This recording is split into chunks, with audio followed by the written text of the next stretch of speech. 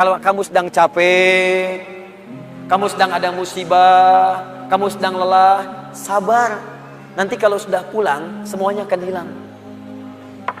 Memang dunia itu tempat capek, karena memang tempat beramal. Sholat di dunia, kerja di dunia, puasa di dunia, baca Quran di dunia. Kenapa kita kerjakan? Supaya cari bekal untuk pulang ke akhirat. Ya Habibi ya Syafi'i ya Rasulullah, bi ummi wa abi fadaituka sayyidi, salatan wa salam alaika ya Nabi.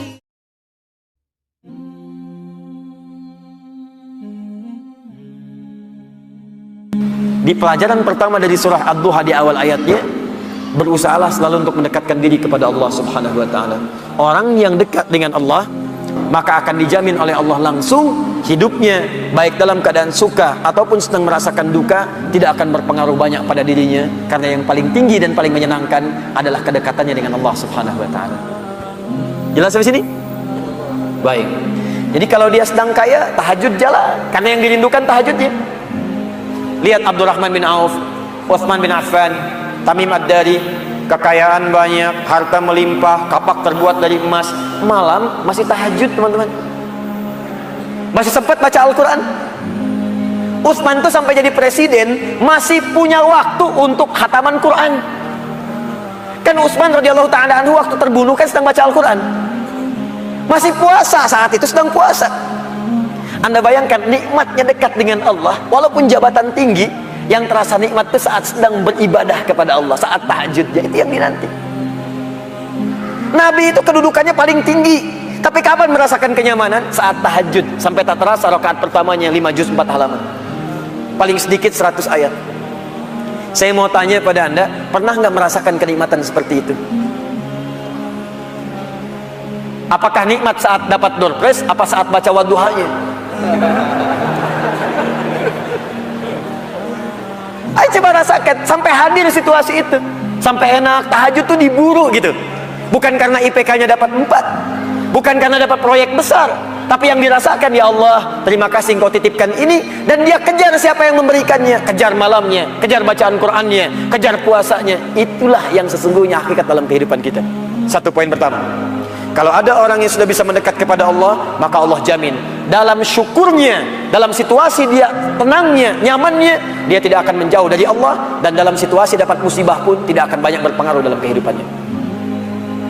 2, Allah bersumpah lagi, walal akhiratu khairul laka minal.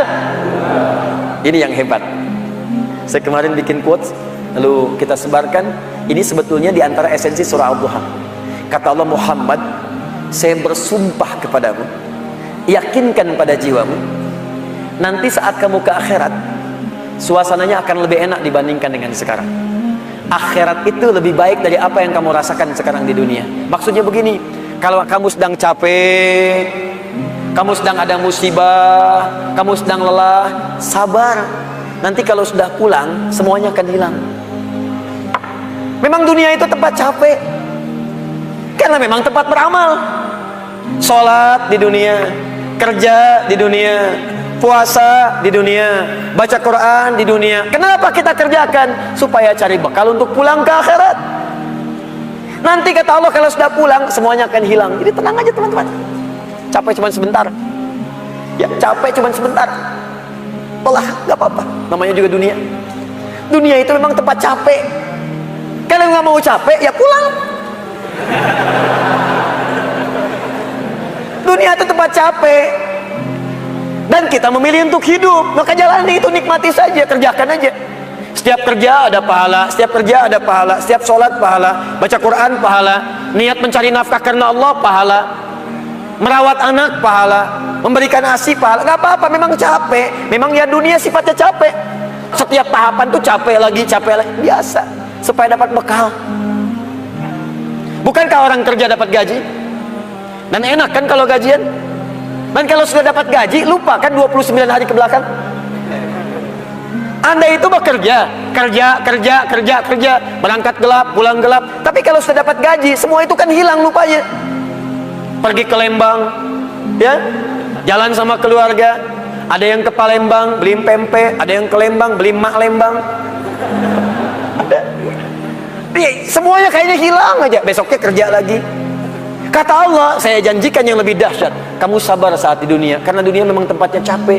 Kamu cari bekal aja. Nanti saat pulang ke akhirat, saya berikan yang lebih indah dan gak akan pernah ada capek lagi.